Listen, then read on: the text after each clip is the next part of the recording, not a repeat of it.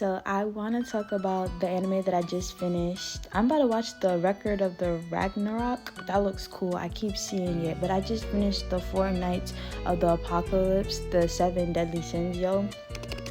I hope they make a season 3 because the way they left it off is totally a cliffhanger. I hope that we get another season. Okay, so my first initial thought, I was confused. I was so confused because Percival looks like Meliodas so bad. So the whole time I'm looking at Percival, it's not Meliodas' son. Meliodas' son is friggin' what's his name? Sir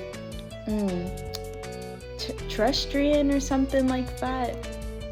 Him and Elizabeth had kids. So it's like the difference, like two and two like had the Sins had kids basically, bro, except one. I'm not gonna spoil it because I don't want to spoil it for nobody, but I thought it was really cool. Like, they're all young kids. Like, compared to the Seven Deadly Sins, they're adults now. You feel me? They matured into their powers. They know their weaknesses. They know their strengths. They know how to fight in combat as a team. Compared to now of the Four Nights of the Apocalypse, it's like they had to learn their skills, especially because they're young kids. They're not even adults. Back then, especially how, like, they do like the language and it being medieval and stuff like that in real old school, 16 was seen as an adult, but in actuality they were still calling them kids because, you know what I'm saying, 16, you're still a kid. These niggas was crying and everything, you feel me? I feel like this series was more emotional and more like on, it kind of reminded me of the Lord of the Rings, the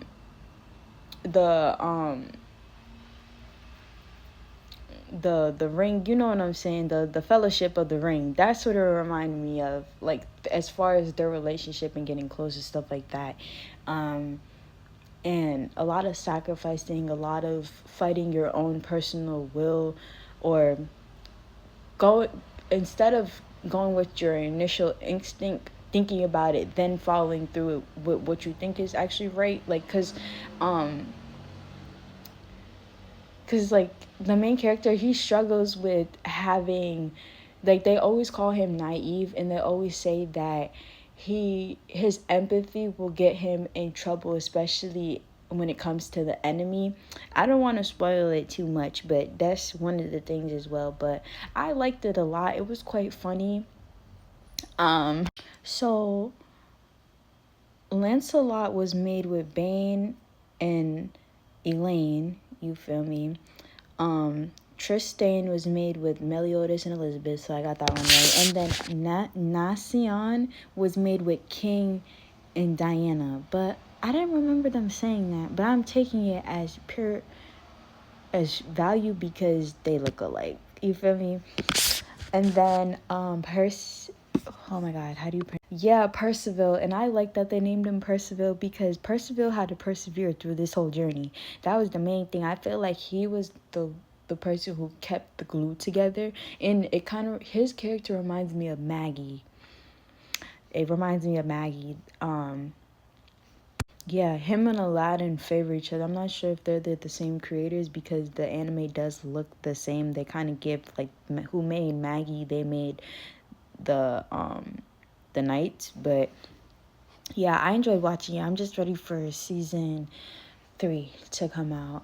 It's very interesting. Their fights were really good. It definitely didn't match up to Seven Deadly Sins. I feel like theirs was a little bit more intense, and also because they were older, I feel like they kept it a little bit kind of nicer because these were kids. They were in teens, so I feel like the Four Nights of the Apocalypse, if you're like younger, I feel like that's good for you to watch compared to the Seven Deadly Sins. I feel like Seven Deadly Sins has a little bit of more inappropriate stuff going on, more for the adults. I feel like maybe that's why they made the spin-off, so that they had something that, like, okay, I won't allow my kid to watch this, but they can watch the Knights. and they'll get the backstory from me. You feel me? I don't mind telling them the backstory, or they'll even though they explain the backstory, so it's not like you won't really know what's going on. You just didn't watch like the 16 years ago version, because this happened I think 3,000 years after the Holy War. Dang, my glasses are dirty. But yeah, that was just my review. Season 1 and season 2 was really good. I don't want to put any spoilers, but the beginning's a little rough. I'm not gonna lie. Like, I cried the first episode. But yeah, I like it. I don't think I have a favorite character, honestly, when it comes to this. I kind of like everybody. I feel like everybody held their own weight. I feel like everybody personality and everything, like sometimes it meshed, sometimes it mashed, you know what I'm saying? But overall it was pretty good.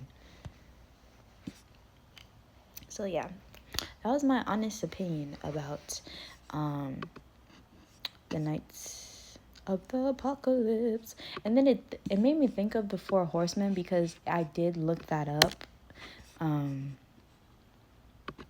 because they have the same symbolization, they representing the same thing.